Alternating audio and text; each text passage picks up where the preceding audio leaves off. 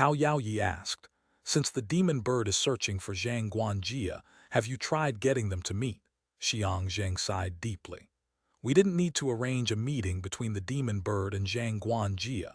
A few days ago, the demon bird directly came to Zhang Guanjia's home, shouting, "Monster! Monster!" before flying out of the window and off to some other household. We were at a loss as to what to do when the two immortals arrived. Tao Yaoyi thought for a moment and guessed, is Zhang Guanjia a monster? Is the demon bird warning you to be cautious around him? Among the demons, there are many benevolent beings who transform into human form or reveal their true forms to warn people of impending disasters. For example, the great demon king Zhu Yan is said in folk tales to bring about chaos when he appears. Thus, Zhu Yan is considered an ominous monster. The immortal sects know that this is not the case. It was not Zhu Yan who brought about the chaos, but rather his foresight of the impending disaster and his efforts to warn humanity. Of course, people's misunderstandings stem partly from Zhu Yan's social anxiety, its reluctance to speak. Silent demons with fierce appearances are hard for people to believe as benevolent creatures. Perhaps this demon bird is also here to warn the people of Peaceful Village that Zhang Guanjia has transformed into a great monster. Speaking of which, Xiang Zheng was somewhat hesitant. He didn't want to contradict the beautiful immortal maiden from the immortal sect, but couldn't ignore the facts and insist that Zhang Guanjia was a demon. Zhang Guanjia grew up in Peaceful Village. The elders can attest to this. He has two younger brothers, named Zhang Guanyi and Zhang Guanbing. The three of them are close, and he runs a private school where he teaches Confucianism and cultivation techniques. He is one of the few teachers in our village. If you say he's a monster, it might be. Tao Yaoyi disagreed with Xiang Zheng's view. Demons live long lives. Many immortal beings spend decades in one place, growing old like mortals before moving on to new places and starting anew after faking their deaths. Xiang Zheng opened his mouth but couldn't think of how to respond. Lun Yang shook his head gently, pointing out the flaw in Tao Yaoyi's theory. If Zhang Guanjia is a demon, he must be a great transformation demon. How could such a powerful demon tolerate a small bird's nonsense? The bird probably didn't even get a chance to speak before being killed by Zhang Guanjia.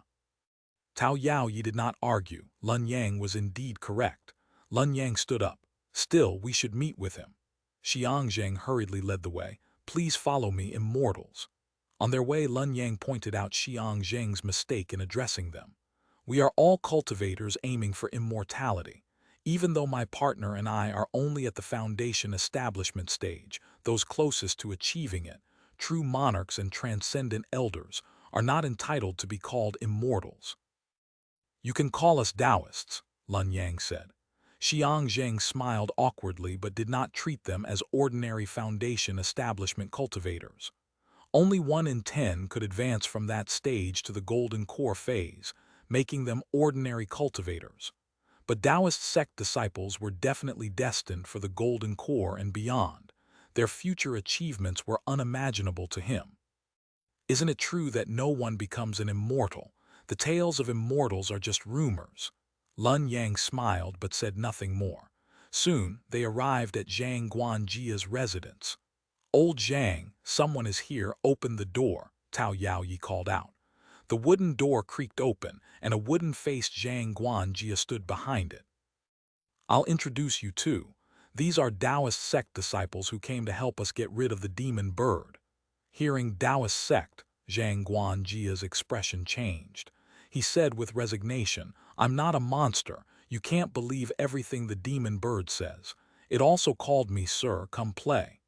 Why didn't you let some gentleman go and play with it? Xiang Zheng smiled awkwardly. We were just taking a stroll when we happened to pass by here. Xiang Zheng, diligent in his duties, was known as an excellent official. With him saying so much, Zhang Guanjia could only open the door to welcome them. Zhang Guanjia's home was a 2-story house, empty and spacious since he lived alone. He had passed 40 without marrying. The conversation inevitably turned back to the demon bird.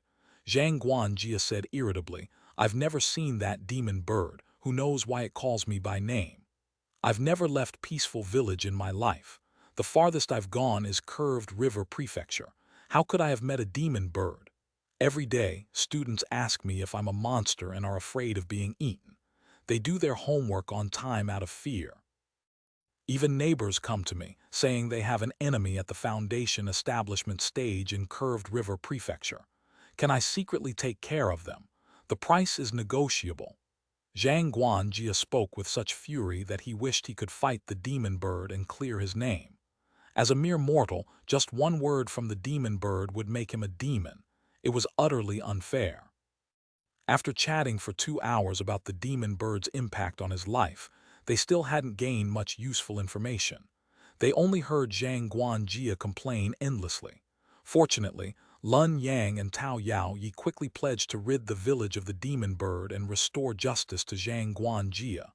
"Look out! The demon bird is here!" someone outside shouted, fleeing in terror. Lun Yang and Tao Yao Yi immediately put aside their playful mindset.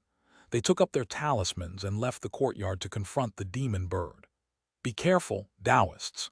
Xiang Zheng instructed his villagers to stay silent and keep a safe distance from where the demon bird appeared. Lun Yang gripped his sword hilt. If the demon bird showed any sign of attack, it would face a split-second decapitation. Tao Yao Yi unfurled her red paper umbrella, HER Chinese letter, Chinese letter, Chinese letter. The umbrella's illusionary nature would drown enemies in its dreamlike realm without their realizing it. Lun Yang made a cautious gesture, signaling to lead the way. Tao Yao Yi nodded. The demon bird landed on a civilian house. Lun Yang moved silently like a cat, creeping close to his prey with utmost caution. He was fully alert, muscles taut, ready to draw his sword at any moment. Optimistically, he estimated that the demon bird might be at the Qi cultivation stage 7. This would be the best case. In the worst scenario, it could be a late-stage Foundation establishment demon, making the battle much harder and victory even more challenging. Finally, he saw the demon bird that had plagued Peaceful Village for 20 days. Its emerald feathers were vibrant and glossy, with large red patches from its eyes to its neck, creating an eye-catching contrast of green and red. Lun Yang recognized the bird immediately. It came from a dense forest where it fed on figs and berries, known for mimicking human speech. This was a parrot.